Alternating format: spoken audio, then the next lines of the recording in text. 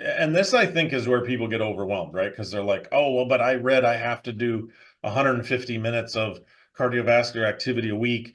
But then the other guideline said, but 75 minutes if it's vigorous. And of course, I don't know what vigorous means. And then somebody else says I got to do 2 to 3 times a week of strength training. Somebody else says 2 times a week of balance training. And pretty soon it does start to add up to 8 days a week, right? Because it feels daunting. So give us, in your opinion, the physical activity guidelines that most people over 60 need to be aware of and really shooting for. I mean, what should we be striving for? At the end of the day, this podcast is about helping people in their 60s and 70s live their best life for as long as possible. So what are the recommendations physical activity wise for them? Well, I mean, I'm going to be consistent with the physical activity guidelines for Americans and what our public health recommendations are, which really are no different for older adults than they are for adults Sure, 18 and over. sure. It's 150 minutes a week of moderate intensity aerobic activity, which is, akin to a brisk walk, or 75 minutes of vigorous aerobic activity, which would be more like jogging or running for most people, or God forbid, doing 75 minutes of mountain climbers. Um, and and then 2 sessions per week of muscle strength training. And then the guidelines say that for older adults, the above should include exercise that improves balance as a fall prevention strategy. So, for example, in my 150 minutes, per week of aerobic activity, some of that is done walking. I mean, I live in Salt Lake City. I live in the mountains. So it's done walking on uneven ground, on mountain trails and stepping on and over rocks and trees and, things like that, that definitely require balance. So I would consider that my balance training for sure. Balance training can also be done in the context of resistance training. I mean, I'm definitely not a strength and conditioning coach, but since I know I'm on video, too bad I don't have any handheld weights here at my desk. But I might stand on one leg, right? And hold a dumbbell in one hand and do my overhead press standing on one leg, right? Or I might do bicep curls standing on one leg, right? That is challenging my balance and my core stability, while engaging in resistance training.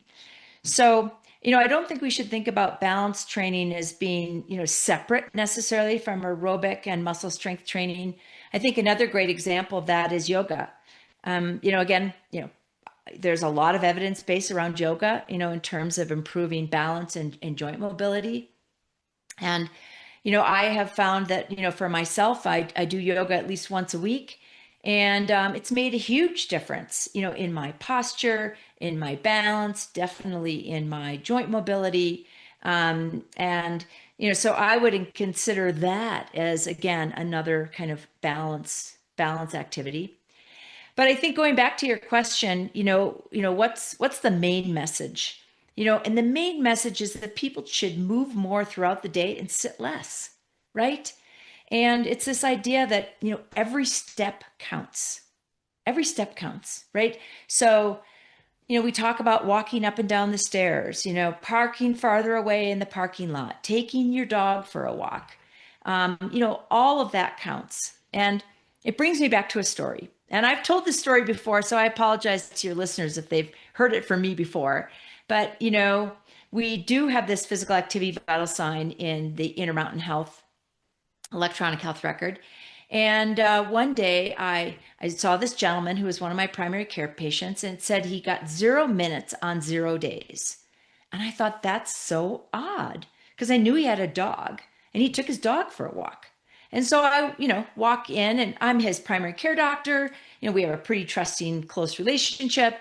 And I asked him kindly, I said, did your dog pass away? And he looked at me and said, no.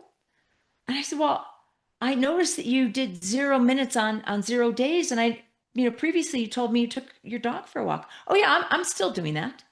I said, well, but you told my nurse 0 minutes on 0 days. Well, she asked me about exercise, and that's not really exercise, but oh yeah, I take my dog for a walk for 30 minutes twice a day, right?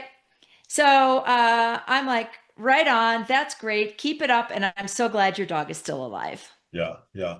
Well, and I think that's where exercise is a misunderstood word, and physical activity is it. Well, I don't know what physical activity is, but I swim every day for an hour, right? Or I ride my bike every day for an hour. And pretty soon you're like, well, sounds like you're getting some exercise in.